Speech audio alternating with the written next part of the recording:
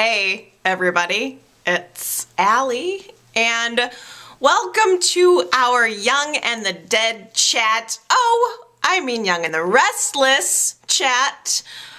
Today's Sunday, October 20th, 2013. The show is depressing. It's so depressing right now, there's no way around it. I cried all through Monday's show. I cried all through Tuesday's show. I cried all through Wednesday, Thursday, and Friday's shows. There was not one single moment this week of levity. And I'm not saying that I want the show to be the YNR comedy hour, but it was so much of a downer all week. Normally there are at least a couple of yucks, a couple of moments of just being able to smile a little bit, and instead it was all hardcore sad drama all week. And honestly, I was in a bad mood all week because of it. It really affected me, as we all know YNR does to me and to us, and it just made me in a bad mood.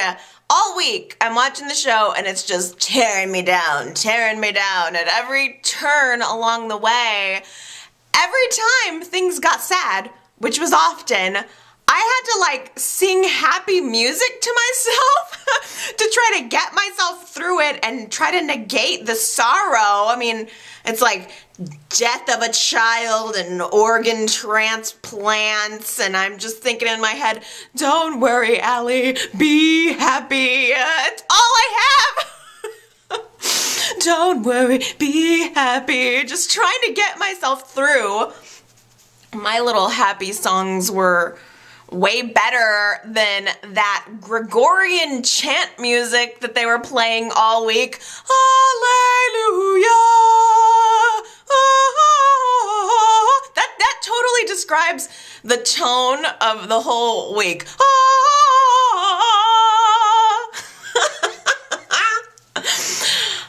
That's probably the first and last time I'm gonna laugh in the next hour. That was the only thing that was a little bit funny that I could even pull out of this week was the hallelujah.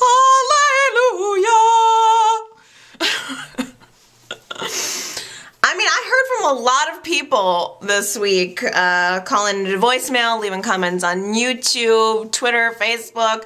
Everybody's talking about the show this week, and overwhelmingly, everybody felt like the show is too dark with this twist of Deliah's death, and I so agree. I feel like I'm watching CSI or one of those nighttime CBS dramas that are all about, you know, crime and blood, and I don't like those shows, and I don't like it on my YNR. I think the only ray of sunshine in this whole thing has been the brilliant acting. I do think the storyline has put the actors into just such an extreme situation that we're pulling the very cores out of our characters, and it's very it is very moving. I thought that Billy Miller was amazing this week. Give him the Emmy, okay, right now. Just fire up the engraving. We're going to give it to him. This time he's not going to have to share it with Liam from Bold and the Beautiful. Just give it to Billy Miller because he was incredible this entire week. And Billy is a character that my default position is not to love him because I think he is such a screw up. My default position is to be mad at him, and I had so much sympathy for him this week. He's at the scene of this accident, not knowing whether his daughter is going to live or die. The paramedics have arrived and they are doing everything that they can to save her, and Billy is just crying out, "Save my daughter, please save my daughter." And he wants to get up on the paramedics. It's this feeling of, I want to do something, but I'm helpless. There's nothing I can do. They are able to get Deliah into the ambulance and take her to the hospital. And at the hospital, they're rushing in, and Billy is just, again, standing over his daughter, begging the paramedics to help her, begging Delia to pull through as she's being wheeled away into what we know is going to be her death. And everybody, the death of a child is a very serious situation, especially, in this hospital environment. I think everybody was kind of aware what he was going through. The paramedic, one of them, comes out, and they hand Billy this ring that Chloe had given to Delia. Delia was clinging on to this ring for dear life in her little hand, and the paramedics, the paramedic commented she was holding on to this pretty tight. They take it out of her little dying child hand and give it to Billy, and he just sees it and wants to fall apart, and I'm just, don't worry, be happy. I'm singing all the happy songs I can think of in my head to make this okay, because I just can't get the image of her clutching this ring out of my head. It's so sad. That goes without saying, really. There's a moment where a cop shows up to start asking questions, and Billy is understandably unable to process what happened. Obviously, his daughter is fighting for his life. That's the only thing that he's thinking of. I was kind of surprised. I don't know why, but I felt like it took him kind of a long time to call anyone. Did you guys? The whole time this is all going on, I'm thinking, why? You need to be, on the phone, trying to call Chloe, trying to call Victoria. You need to be calling people.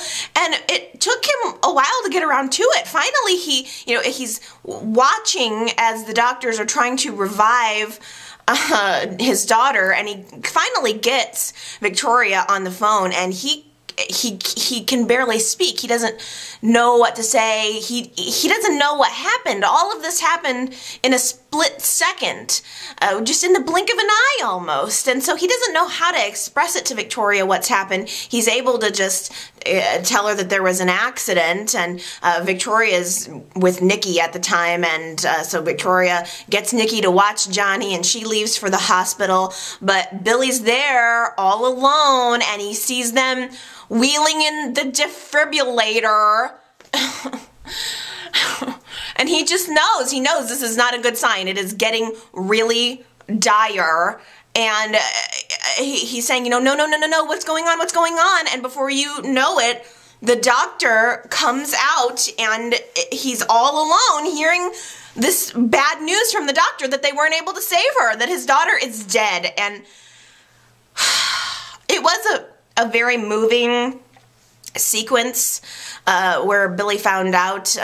He's listening to the doctor, and the camera is just doing this close-up of the doctor's mouth, but there's no words coming out. It's like the audio's cut out. And I felt like that was a very realistic representation of what it is to find out something so horrible, to find out news like that, because it's almost like Billy went into this tunnel. Like, he's visually seeing that this is happening. He knows the doctor is giving him this horrible news, but it's almost like your ears dim out and you can't hear it, and he kind of is transported to another world. And I thought that was very realistic, that I felt that feeling, and I know some of you have probably felt that feeling, and so that was effective.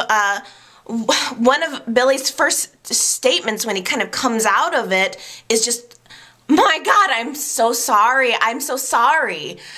And I felt like that was very telling, like that was kind of a foreshadowing of Billy's guilt, knowing that he was the person who was in charge of Delia. He was her watcher, and he let something bad happen on his watch.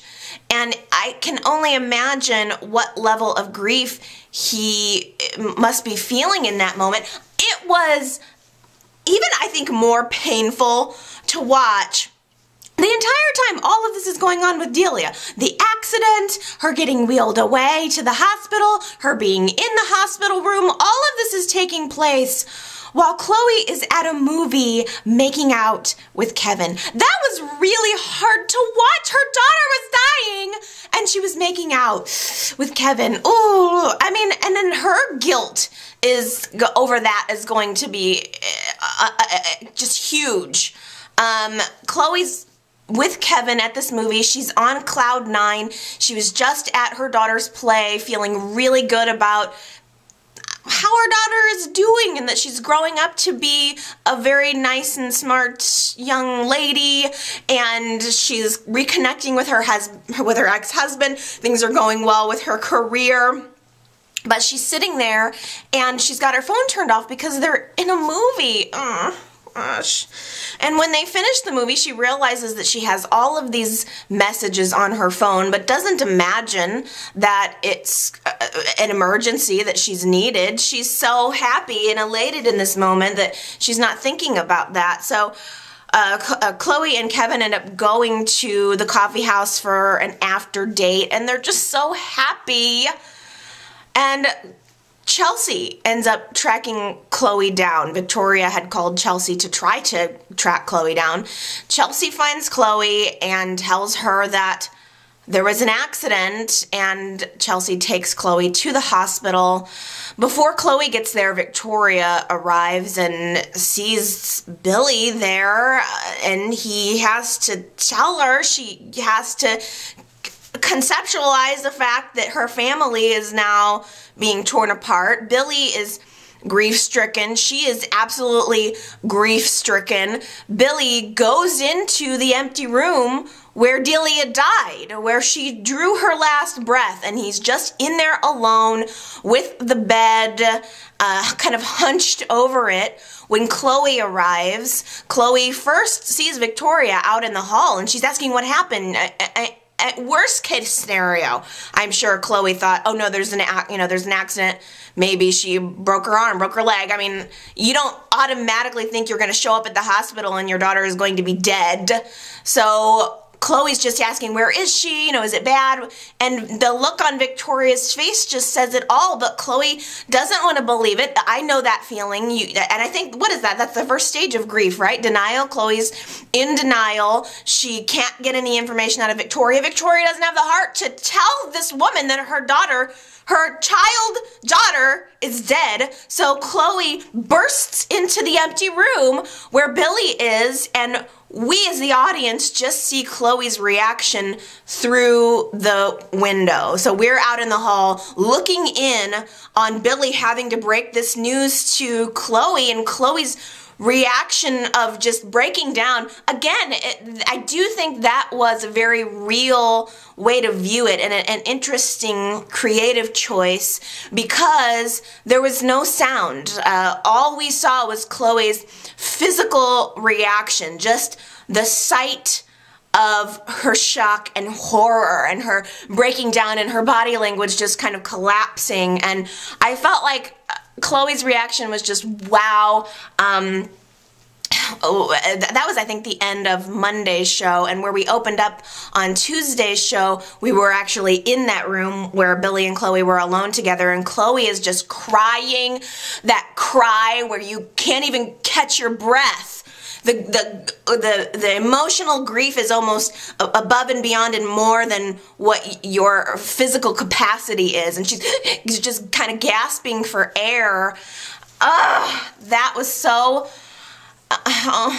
there's not even a word for it. I can keep saying sad, but sad doesn't even begin to cover it. It's just so horrible. Billy gives Chloe the ring that Chloe had given to her daughter hours earlier, this last little bauble, this last goodbye. And Chloe keeps having this feeling, and I think everybody sort of has this feeling of, I didn't get a chance to say goodbye. There's no closure on this. It's one thing when someone who's been going through an illness dies, and not saying that that's any easier, but when it's a shock, like that and you don't have a chance to process it, and especially when it's a child, you imagine a child's going to go on and have this life. You never assume that they're going to be taken from you so soon, and it's just so difficult to process Billy and Chloe together, not really even being able to grieve together because they're not close. And I think everybody just wants answers. When something this tragic happens, I think it's natural to just want to know why. And Detective Chavez is out in the hall, and he begins to ask questions of Billy and Victoria. And even though Billy doesn't want to, he tries to give his account of the events of what happened. And it's quite clear he feels guilty for leaving her. He knows he should not have left her in the car. That was the deciding moment. That was the moment that changed his life, and he's never going to get rid of that guilt. It's never going to go away. And likewise, Victoria's out there too, giving her account of the situation and feeling guilty that she's the one that asked him to stop and get the damn ice cream. So there's enough guilt to go around, and not just for now, forever. I think that everyone is going to blame Billy. I think Billy is going to blame, actually I guess I should clarify. I think Billy is going to blame Billy. I think most of the people in his life are probably going to help him understand that it wasn't exactly his fault. But I wonder if the fans think that this is Billy's fault. I wonder if the fans are kind of pouncing on Billy right now. I don't know. And I guess that's what I would love you to tell me. Is Billy to blame for all of this? I don't have children, so I don't know what it is to raise a child, but it's almost, the bad thing is it's almost something I can kind of see myself doing, you know? I mean, you leave the kid in the car just for a minute to go in to get something to the store. I know that maybe that's bad, but you know, you're in the swing of life. You got things to do, you got places to go, you're busy, you're stressed, you got your whole life still going on, and in one split second you make a decision just to run into the store and the kid jumps out of the car. I mean, for anyone who is blaming Billy and who is also a parent, have you ever left your kid in the car even once? One time have you ever left the kid in the car and went to go do something for 5 minutes? I think that's a key question, because it's very easy to blame Billy. It's very easy to say, yes, he did wrong. He should not have left her there. This is Delia's death is a direct result of Billy's negligence, but at the same time, I don't know, I feel sympathy for him. I don't blame him. I think it was just a freak accident, a tragic freak accident, but Chloe does not feel that way. Chloe blames him 100%. There was this incredible scene in the waiting room at the hospital after Delia's died, and everyone is just in shock, and Chloe lashes out at Billy, and she just says, "You let her die. She is dead because of you." And Chloe slaps Billy across the face. Oh, that was intense, you guys. Chloe wants to put the blame somewhere, and it's squarely onto Billy. She really reamed into him. She even said to him something like, you never wanted her in the first place. You never deserved her. And I think that's Billy's own feeling. I think Billy feels that way about himself, that he never deserved her. Like, he didn't take responsibility. He knew Delia was his child for a while before he actually came up and claimed that he was the father. So Billy has made a series of really bad decisions, and this just, in Chloe's mind, being the last one. And I'm sure she blames him. I'm sure she blames herself for a myriad of things. And most immediately, Chloe begins to blame herself for being with Kevin. After she lashes out at Billy, smacks him, Kevin tries to kind of calm her down a little bit, just comfort her a little bit, and Chloe lashes out at Kevin. She she turns it on him, blaming him, you know, saying, I shouldn't have been with you. We shouldn't have been on that stupid date. I should have been with my daughter. And Kevin was trying to talk her out of it, saying, no matter, there's nothing you could have done that would have changed this course of events. Delia was always going to be with Billy. She was never going to be with you this weekend. So nothing you could do will ever change this. And or could have ever changed this. And it's difficult for Chloe to understand now that it's happened and there's nothing that can be done. It is that feeling of helplessness. And Chloe just begins, I don't know, in my opinion, to get quite quiet.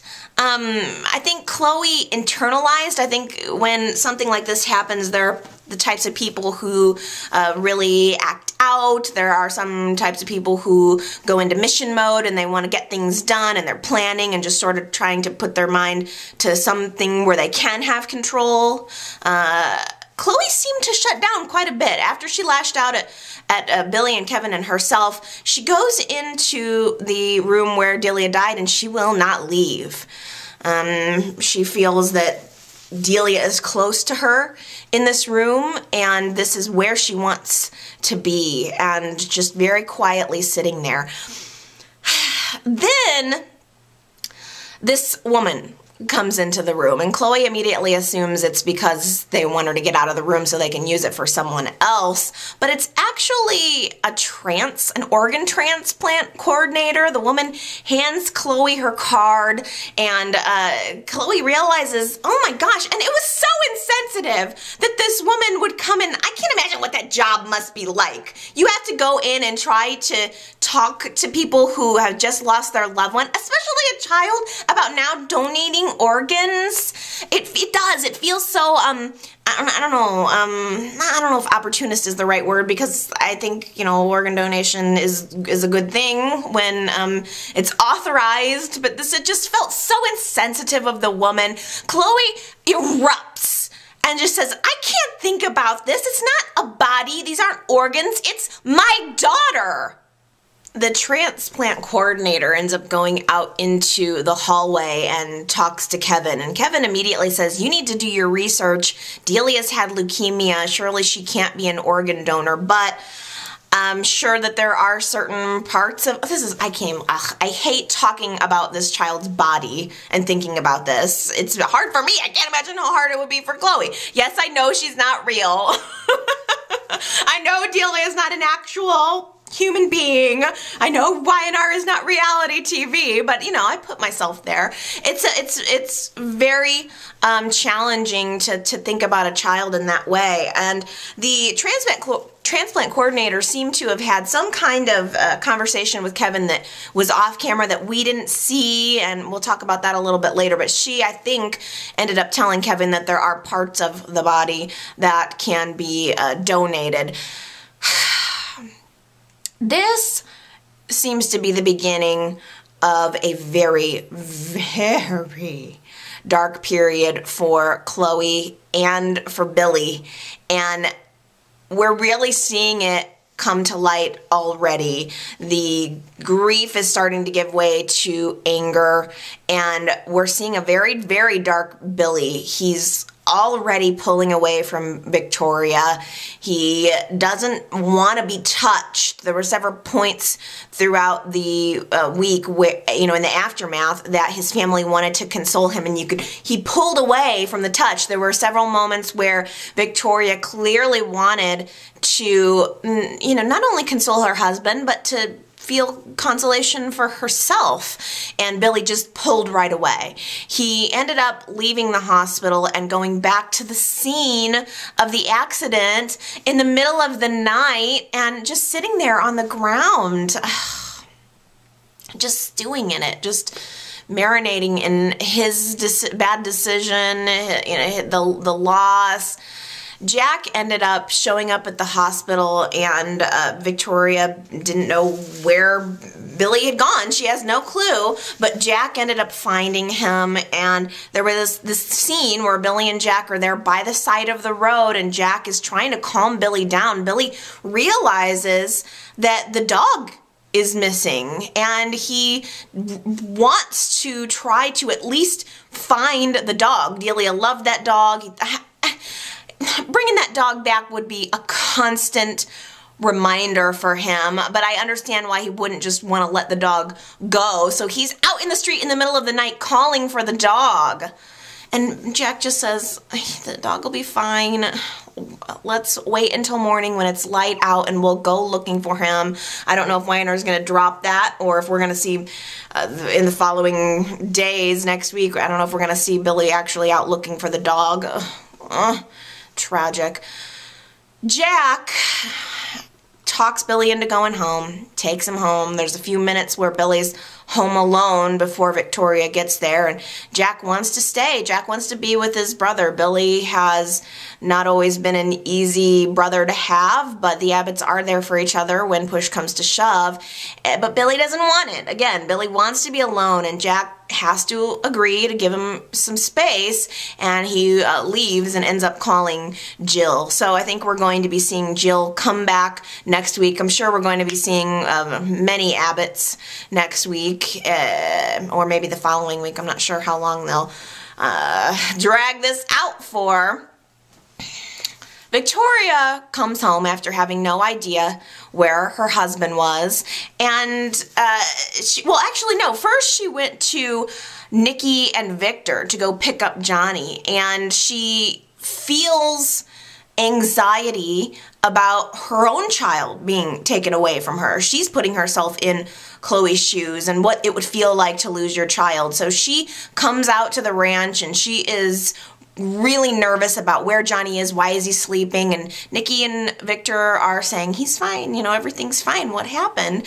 And Victoria has to tell them that Delia is gone, and Nikki is already dealing with the fact that she thought she's had years of losing her child. Now this is just another kick in the pants to her. Victor does have a soft spot for Delia, but he has no soft spot for Billy. I was so irritated with Victor in that scene that he was calling Billy Billy Boy. Even in this moment, have you no sympathy for Billy at all? Can you not muster 1 ounce of sympathy for a man who just lost his daughter? No, Victor has to go on and say, how could he leave that baby in the car? This is of course Billy's fault in Victor's mind. I am assuming that Victor is going to rub salt in that wound. That's what he does. He can't even help himself for a mild moment. I'm not a huge Billy fan. I know that Billy is a screw-up. I've made that argument many, many times, but I don't blame Billy for the death of Delia, so who does Victor think he is? If he goes and gets up in Billy's face telling him that it's his fault his daughter is dead, I don't know what I'm going to do. That would be highly inappropriate, and I hope that Victor does not take that route. Victoria takes Johnny and goes back home where Billy is sitting in the dark watching that video that he made of Delia at the house just before the play, and then he took video of her at the play, her big night. He's just watching it on a loop, I guess. He's just sitting there trying to relive the last moments that he had with his daughter. And Victoria's there with Johnny and wants to try to, I think, show Billy that he does still have a son. You're not alone. You do still have me. You do still have Johnny. We're here for you. Victoria puts Johnny in Billy's arms, and he can't handle it. He holds the baby for just a couple minutes, and he's like, please take the baby. Please take the baby. And I understand. I understand what it's like to feel like you want to pull away, that you almost don't want to love because you don't want to get hurt. And I think maybe that's what was going through his head in that moment. But he's just sitting there watching the video. Victoria puts the baby to sleep, comes back down, and is trying to get through to him, trying to tell him, don't do this to yourself. I don't want to watch the play where she melts into the ground. I don't want to think about that. It's unnecessary. Why put ourselves through this? Victoria, I was very impressed also with Amelia Heinl this week. I thought she did a wonderful job acting. Victoria looked wrecked to me. I don't know if you guys felt this, but I really felt Chloe, I was connected with her quite a lot at the hospital. And then in the scenes that followed that, which we'll talk about later, you know, at the Chancellor Mansion, she just didn't, I don't know, she didn't seem like a mother who just lost her child to me. I felt like Victoria really seemed wrecked. I felt like Victoria was the one, like you almost would have thought Delia was her daughter, don't you think? I don't know, maybe that was just me. Different people deal with grief in different ways. Some people are outward, some people are inward. But Victoria just was really, really breaking my heart. Billy ends up going out again and Victoria's alone in the house. Billy had mentioned something about, I can't believe I'm here. Look at her Delia's backpack's right there. Her shoes are right there, but she's not. And so Victoria picks up the backpack and the shoes. She puts them in the closet. Not, I don't think that she wants to do away, but just it doesn't help to sit in the sadness. You know, you don't want to look around and see nothing but sadness. You have to, as much as it hurts, at some point, pick yourself up and try to move on. And I think she's trying to be strong for her husband. She takes down all of the decorations, and there's, gosh, this scene where she looks over at these balloons that she's put up. She's put up like 5 balloons, and each one has a letter of Delia's name on it, so it spells out Delia, and there is just this heart-wrenching scene where Victoria has to grab a pair of scissors or something and pop all of the balloons. Ah! That was incredible. Don't worry, be happy. It was too much. It was like deflating this little life, as you know, it was representative as she's popping all of the balloons. Oh gosh, that broke my heart. It really did. I gotta get lots of happy music going to bring myself back from this. When Billy got home, he was actually a little mad at Victoria for taking down those decorations. Like, what, are you trying to erase her? Are we trying to act like Delia never existed? And she says, no, that's not it at all. He gave an incredible speech where he just says, I don't know what I need. I don't know how I feel. There's moments where I just want to watch that video forever, and then there's moments where I want to forget it. There's moments where I want to surround myself with her stuff. And then there's moments where I just don't want to think about it at all. And that really, I just thought, gosh, that really signifies something. I don't want Billy to push Victoria away. I think he's going to need help getting through this, and I think that she is patient enough with him to be able to, I think she's the only one that's going to be able to help him get through this. He finally breaks down eventually and tries to pull her close. I mean, there were several points where he winced away from her touch, but then he, I think, realized what he was doing. He comes over and he grabs her hand, and they do have a moment, just a brief, tiny one, where he admits that he does need her, and he needs her. Now, there's Chloe still. Chloe goes, she finally leaves the hospital. She goes back to the Chancellor estate, and she's just not really saying much. She's just a ball on the couch.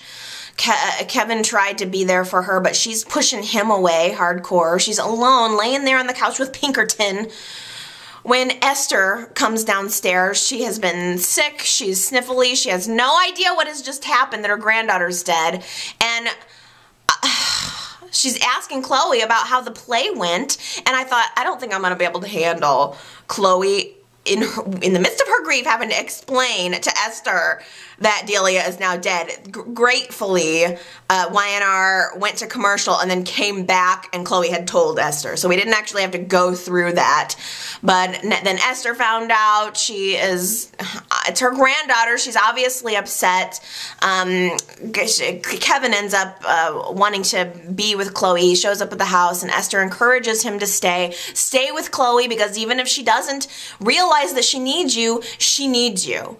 And not only that, but there are a lot of unresolved feelings. Chloe, she has a ton of rage, and there's got to be some place to put it, and she seems to want to put it all on to Billy. She had this powerful blow up where she said, you know, I feel so much rage right now that I could tear this house down with my bare hands. And I felt that. I thought that was a very, very convincing moment. But she also knows that there's decisions to be made, and Kevin is going to be there with her.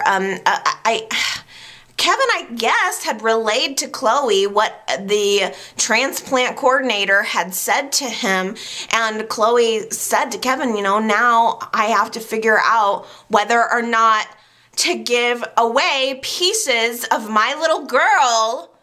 Oh my gosh, that is so dark. That's so dark. No one should ever have to go through this. I know it's reality, I know it's life, but no one should ever have to bury their own child. It's just really sad. So, but I'm glad that Kevin is there for her. Chloe blames Billy hardcore, does not want to even involve him in any of these decisions, but at the very end of Friday's show, she came over to Billy's house. I mean, it's probably 1 or 2 in the morning. She comes over to his house and just tells him some decisions have to be made, and I hope that they're not going to butt heads. Billy needs to just defer to her at this point. I'm sorry, but I think it's the best thing to do is just whatever Chloe feels comfortable doing with the body and the funeral and all that is what should be done. I'm assuming that next week there's going to be a focus on Deliah's funeral, so get ready for another fun week of uplifting Y&R. I am pretty sure that Ashley's going to be coming back for this. There was a couple of updates, actually, that Eileen Davidson is taping scenes. I think not just for this. I think she's going to be coming back, not full-time, but they seem to have her on the docket for coming back here and there in the future. I think that Tracy really belongs in this scenario, and I hope that Y&R brings her back. Can't help to think back to Colleen's death and Tracy having to make the decision of whether or not to give her daughter's organs to Victor, or her daughter's heart to Victor, who needed a heart transplant at the time. So I am wondering if Tracy's going to play a very key role in this and maybe talk with Chloe and try to move her around to the position of deciding to donate Deliah's organs. Gosh, I just like the words coming out of my mouth. It's so hard.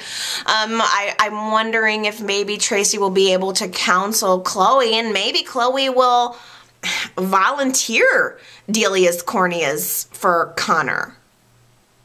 You know, I'm really wondering if this organ transplant part of the story is going to very similarly mirror that situation with Colleen and Victor and Tracy, because I can almost see Chloe having to be the one to make this decision as to whether or not Adam and Chelsea's baby receives a part of Delia. I almost wonder if Adam's going to end up getting caught. Everyone's going to be hating him, but then maybe Chloe will realize that she owes something to Chelsea for everything that Chloe put Chelsea through and led her down this path of lies, and certainly affected her and her child's life. So I wonder if Chloe's going to end up having to make the decision and eventually will do it for Chelsea. I guess I was very surprised that the whole organ donation thing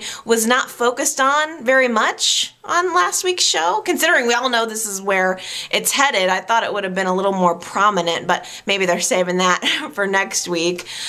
So Adam comes home from his long drive distressed. He has no idea what has happened. He has no idea that he could have hit a child. He just comes on in, pours a drink, and begins considering a black market eye purchase for his son. So dark. Chelsea, suddenly with morals, decides to try to convince him not to do something illegal or immoral. And I agreed with her, but Adam said, you don't know what it's like to live in a dark world. He wants to do this for his son. It's the one thing he can do for his son. He has all of this money and all of these resources, and it's something that he is able to do to make his son's life better. But Chelsea is really resistant to it, and they have this fight where it's weird. It was mixed. Chelsea actually kind of comes into Adam for what seems like maybe a tender moment, and she says, I just want to tell you that I'm sorry for the lies and for the hurt that I've caused other people. Not you. I feel bad about what I did to Chloe and, just, and Dylan, and not Chloe, what am I talking about? But just for Dylan, essentially. And Adam's like, so you came to me to tell me you're sorry for hurting Dylan and not me? Chelsea actually said, if I excuse me, had to do it all over again, I'd still lie to you. I'd just find a way of doing it without involving other people. So that was very telling. There's certainly, every time you think that these two are maybe still having feelings for one another, it just gets blown apart by the hate that they also have for one another. Love and hate being not very far apart on the spectrum. So Chelsea ends up getting the call from Victoria about what has happened with Deliah, and Chelsea says out loud, I gotta go. Something's happened to Deliah. She was hit by a car on Route 7 or whatever it is, running across the road chasing after a puppy. And that's when it dawns on Adam. He realizes, oh my gosh, he knew he hit something, but he saw the dog run away. So he is now in this moment having worst fear realized. Chelsea leaves, Adam goes out to his car, takes a look at the headlight, and there's a little chip out of it. And pretty much just at around that time, we also see Detective Chavez at the scene of the crime, finding that little chipped piece of Adam's headlight. So we know that all signs are pointing toward Adam having done this. There was a shot of Adam's, I guess, like kind of the undercarriage of the car, or kind of back by the tires, the shot of a piece of black cloth stuck up in his car. And Adam doesn't see it, but we, as the viewer, sees it, and Adam goes back up and goes back up to the apartment. Sorry, my throat's really dry. I have to take a drink.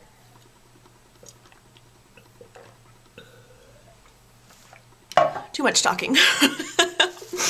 Adam goes back upstairs, and Jack shows up, and he's all revved up. He wants to talk about Victor and getting the company back. We want to come back at Victor with everything we've got. But Adam is, again, just in this tunnel. He's realizing that he may have killed Deliah.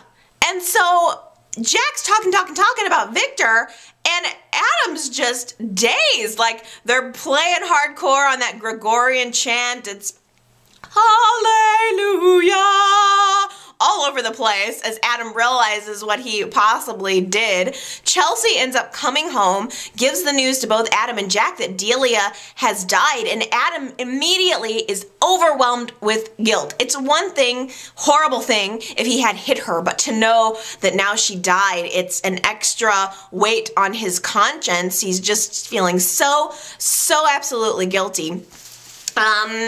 He then goes back down to his car, and this is when he finds the piece of Deliah's dress that's kind of caught up in his tires, and he grabs it. All of his worst fears are confirmed. He comes back up to the condo, and he hides it in a liquor cabinet for Chelsea to find. I mean, she's gonna find it. He stuffs this piece of dress up in the liquor cabinet, and she's gonna find it, or somebody is gonna find it. Why not burn it or something?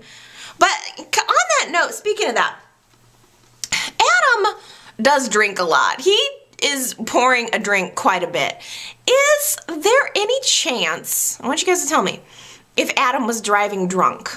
I don't know if there's any evidence that would support that at all, but just kind of given the fact that he poured a drink afterward, I wonder if he poured a drink before getting in the car. After he found out that Connor was gonna go blind and they needed this organ transplant and he got in the car. I just wonder if there's any chance he had any liquor in his system. I just think that's an interesting question. But I guess the bigger question here is, did Adam really do it? Y&R loves to pull these tricks where all signs point to one person having done it and then someone else has actually done it. I forgot to mention kind of a big piece of the puzzle last week, but there's a reason for it. In the sequence where right before Deliah gets hit, Adam's in the car listening to music, there was just a brief one-scene flash of Nikki also in her car listening to like classical music. And I swear to you, the only reason I didn't mention this last week was because I thought I was seeing things. It was one flash of Nikki, and then all of the other flashes were of Adam in the car. And I thought, maybe I imagined it. I thought, well, maybe I didn't get that right. I mean, I honestly thought that I was seeing things because it was a very dark scene. It was outside at night, black car, black, black, black. And I really, I didn't realize that actually happened until someone mentioned it to me. So, Nikki was driving at the exact same time that Adam was. So we can't totally rule out the possibility that Nikki had something to do with it. Everyone is going on about what a monster this person is who hit Deliah. They're laying it on really thick. This person should burn. They should rot in jail forever. And it's just weighing on Adam. He believes that he did it. He feels confirmed that he did it. And he has this moment with Connor, his son, and he's connecting with him and he's just saying, I'm not going anywhere. I'm not going to let this happen. He seems committed to his son, and he wants to get his son the eyesight, and he wants to not go to jail over this. I think Adam feels horrible, but he's not going to go down over it. He decides to move forward with the black market organ deal. He goes and gets an envelope stuffed full of money and tells Chelsea he's going to go out and get black market organs. It's going to be a bright and sunshiny day. Chelsea, again, protests this. I don't know, it kind of annoyed me. Like, he treated Chelsea a little bit like she didn't have a right to be concerned about the fact that he's going to go get black market organs.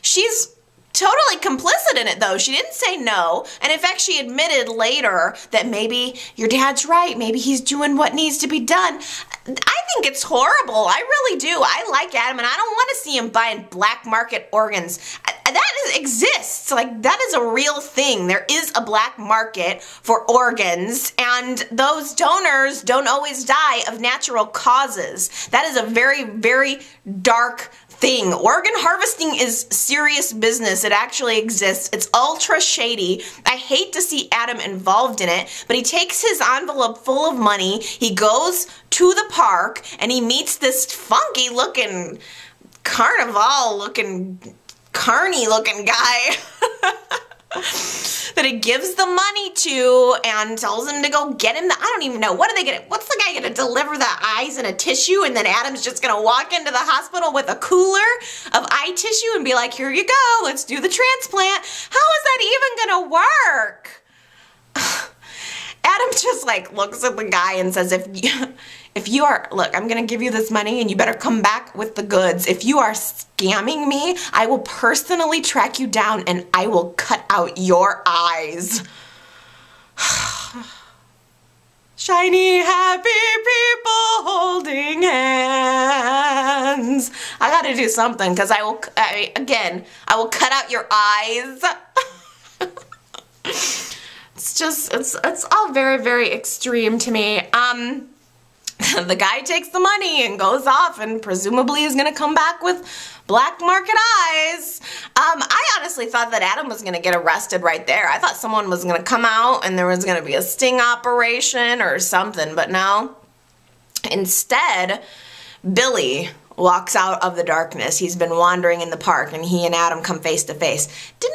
Billy was involved in trying to buy a black market baby, right? He bought Lucy on the black market. So that was kind of an interesting moment. Like, there was a brief split second where I thought, does Billy have something to do with this black market organ thing? But no.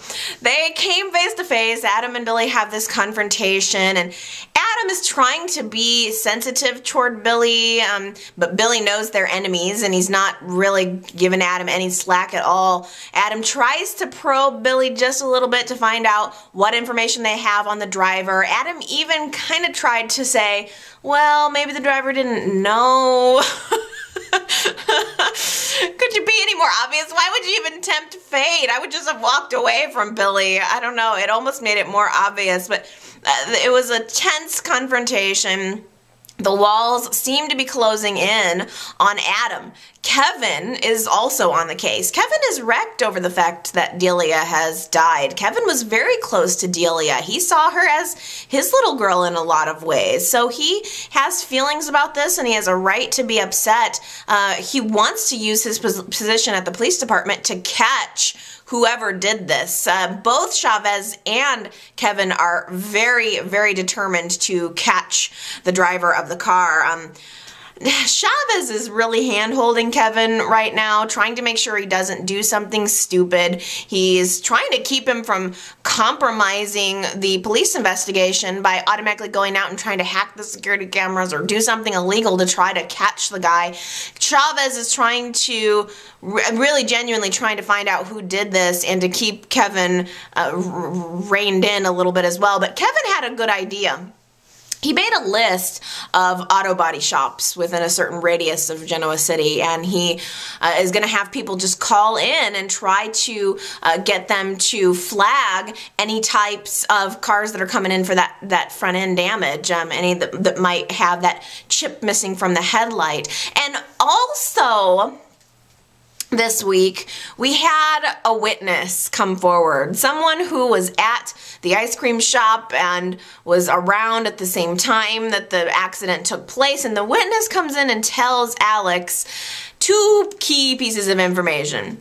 One, that whoever hit the child was driving a black SUV, which we know Adam has, but I'm pretty sure Nikki was driving a black SUV now, too, that I think about it. But the key thing here is that the witness, it was dark. She couldn't see really anything. She couldn't get a plate, didn't even know if they were Wisconsin plates or whatever, but she seemed to have the impression that whoever was driving was a man, which is not even, like, the whole time this whole week, everybody who is referred to the person that hit Deliah, it's always been a male pronoun. They've always said, you know, the guy that did this, or he needs to pay. It's always been assumed that it's a male, which makes me think, ugh, gosh, the more I think about it, I wouldn't be surprised at all if Adam didn't end up being guilty of this. But then again, how did a piece of Delia's dress end up getting tangled in his tires? We can't rule out the possibility that Nikki hit Deliah or something. She had something to do with it. I think Nikki hitting Deliah is equally as horrible. We all know that Nikki was walking around dazed and confused after finding out that Dylan was her son. So who knows what her mindset was. After all of that, she ended up going to Victoria's, and before Victoria found out about Deliah, they were just having this private moment at home. And I don't know, did anybody else, I thought, gosh, Nikki seemed almost a little drunk or something. She just seemed off. I wonder if it's at all possible that Nikki was drinking again. I don't know. Victoria ended up leaving after Billy calls, left Nikki alone with Johnny, and there was the scene, like, as all of the Deliah stuff was going on, Nikki's rocking Johnny in her arms, talking about her baby, Dylan, which was just creepy. The way she was baby talking to Johnny, something about it was weird. She was rocking him. It felt like Nikki was regressed or something, like she was back to when she was young and having given birth. I don't know. Who knows? Maybe Nikki blacked out, hit Deliah, and didn't remember, because isn't that exactly what happened a couple of years ago when Nikki killed Diane and didn't remember? most of the storylines all week were having to do with Delia. Y&R just kind of tacked on toward the end of the week a little bit of follow-up on Sharon and Nick and Avery. Sharon had just confessed to Nick that she loved him and she tried to kiss him, and apparently she fell asleep on the couch after all that, but Nick had stayed around. Sharon woke up and Nick's there, and she kind of decided that she wanted to continue to be more honest with him. She faked us out again, saying, oh, there's still more that I need to tell you. But she's not telling him the real juice. She's not telling him that his daughter is actually his daughter, which is just reprehensible. But Sharon manages to admit that she wasn't happy that Nick was gonna be with Avery, and she said, honestly, I did manipulate the situation so that I would have more time with you. For instance, when she sprained her ankle. But she also said, you know, I didn't do enough to discourage Faith's behavior toward Avery, which is a freaking understatement. Sharon is so messed up, but she's so gorgeous. She had all these really cool earrings. I think she was wearing them last week too, but she just always has neat jewelry on. I like Sharon a lot. I think she does need to get back on her medication, and she told Nick, and I imagine he witnessed her taking a pill, which she needs. She needs to get back on her pills, but it doesn't work instantly. She was like, she took one pill, and then all of a sudden she's telling Nick she's doing better. He leaves, Cassie's ghost shows up, and she's just like insisting that she's okay, and Cassie's trying to like get her to admit that this is all part of her scheme, saying, you know, you did a good job, it's brilliant, Mom, you told Dad what you needed to tell him, and Sharon's like, no, I'm not trying to manipulate him anymore. It was weird, because like, I don't know, is Cassie just gonna like fade away as Sharon continues to take her pills, like Drop Dead Fred style? This is Cassie, Sharon's imaginary friend, and she just needs to keep taking the pills and Cassie will melt away. It's weird. Cassie wants Sharon to keep going, and Sharon is insisting that she wants to get even again. Honestly, I would rather see Cassie come back through some ridiculous twist, why not Y&R, than to continue on with this Cassie's ghost thing. It's just weird. It's played out. It's played out. Let's just get on. I don't even feel it anymore. I should be enjoying seeing Cassie on screen, and I don't even feel it anymore. Avery had this dream this week where essentially she's having to choose between Nick and Dylan. She kind of wants to go back to Nick. She kind of wants to be with Dylan, but she can't move on with Dylan until she resolves things with Nick. So she goes to the underground. You guys remember the underground? Remember that? Just tear that set down. I don't care if I ever see the underground again. It's done. It's over. She goes there, but nobody's there except for Noah. And Noah had sort of a mixed reaction toward her. You would think that he would be angry with her for leaving his dad at the altar, but he did have a little bit of I don't know, a moderate response. I like that Noah's not all emotion. He seemed to be a little bit more level-headed. But Avery went there to try to find Nick. She wants to make peace with Nick, and she did end up running into him and sat down in the booth that he dedicated to her. This was her idea. The underground was her dream for him, and now that their relationship has died, the underground needs to die too. But they're sitting there in the booth. She decides to give him back his engagement ring, which was the right thing to do. I think for once, Nick didn't do anything wrong in this relationship. Nick always ends up screwing up his relationships one way or another, but I don't think Nick was guilty in what happened between he and Avery. I mean, he was guilty of starting up a relationship with his wife's sister, but once he got into the relationship, I think he behaved appropriately. So they kind of said their goodbye. Avery leaves, and Nick takes that plaque and he pulls it down from the wall, gives it to Noah, and just says, do something with it, and walks out. Noah tosses it in the trash. Meanwhile, Avery goes to Dylan, I guess to where her heart has belonged all along. Okay, you guys, I'm exhausted. I feel like we've been through the emotional ringer. There just wasn't a whole lot other than the Deliah stuff this week. One little thing was that Courtney got some kind of mysterious text message while she was with Noah at the underground from somebody named Zach asking where she was, and then she responded to him saying, "This better be good," after she left. So I don't know who Zach is. I don't know if he's going to cause some trouble for Noah. I'm just mentioning it because I'm sure that it's, whatever it is, it's building toward a future storyline around Noah. So there's that. I guess that's all, though. Why don't you guys tell me what you thought about this week's show? I think there's good. I think there's bad. Sad. There's a lot. It's a lot of emotions. So feel free to let them all out. You can leave me a comment here on YouTube. You can go to my website at yrchat.com. Leave comments there, or you can always call my voicemail at area code 309-588-4569. I love hearing from you guys, and I hope that we have a better week next week. All right. Love ya. Bye.